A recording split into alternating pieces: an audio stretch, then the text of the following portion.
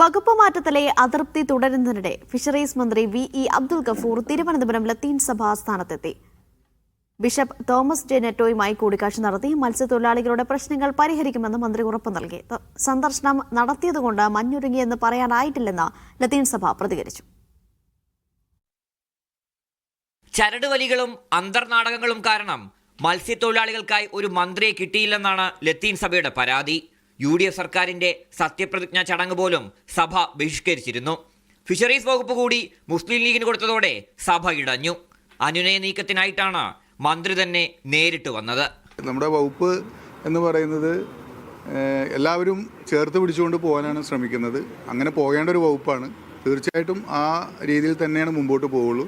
മത്സ്യത്തൊഴിലാളികളുടെ പ്രശ്നങ്ങൾ പരിഹരിക്കുന്നതുവരെ ജാഗ്രതയോടെ ഇരിക്കുമെന്ന് ലത്തീൻ സഭ. ഇത് വെറുതെ ഒരു മഞ്ഞുരുകി ഇതാ തീർന്നു, സൗഹൃദം അന്ന് അനുനയിപ്പിച്ചു, അതിലൊന്നും തീരുന്നതല്ല പ്രശ്നങ്ങൾ. പക്ഷേ ഇത് മുൻഗണനാക്രമത്തിൽ ഇത് നേടിയെടുത്ത് കഴിയുന്നത് വരെ ജാഗ്രതയോടുകൂടി ഞങ്ങൾ ഓരോ മിനിസ്റ്ററിൻ്റെയും പിറകെ ഉണ്ടാകും, അവരോടൊപ്പം ഉണ്ടാകും. അതോടൊപ്പം ചെയ്തെടുക്കേണ്ട കാര്യങ്ങൾ സൗഹൃദമായിട്ട് ചെയ്തെടുക്കാനായിട്ട് നമ്മളും പരിശ്രമിക്കും. കടലാക്രമണം നേരിടുന്ന ഇടങ്ങളിൽ പുലിമുട്ട് നിർമ്മിക്കുക, വിഴിഞ്ഞം തുറമുഖവുമായി ബന്ധപ്പെട്ട പുനരധിവാസ പാക്കേജ് പൂർണ്ണമായി നൽകുക, മുതലപ്പൊഴിയിലെ അപകടങ്ങൾക്ക് ശാശ്വത പരിഹാരം ഉണ്ടാക്കുക തുടങ്ങി നിരവധി വിഷയങ്ങളാണ് UDF സർക്കാരിന് മുമ്പാകെ ലത്തീൻ സഭ തുറന്നിട്ടിരിക്കുന്നത്.